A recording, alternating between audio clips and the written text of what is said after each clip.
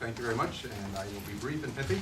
I would like to thank Chairman Ryan for all his leadership on this issue for over many, many years. I would also like to thank my colleagues Price and Holzkamp for moving forward the legislation that I'll speak about briefly, which is the third point that Paul talked about, and that is the Budget and Transparency and Accountability Act.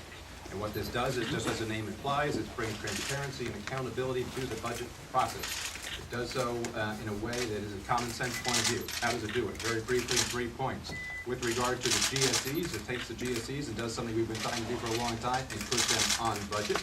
And secondly, what it does within the GSEs is take their new liabilities and puts them on budget too, to the current debt limit as well. So the GSE portion is taken care of. The second point is with regard to the Postal Service. It puts that onto budget as well. What does that do? That provides us with a greater sense of accountability over the Postal Service.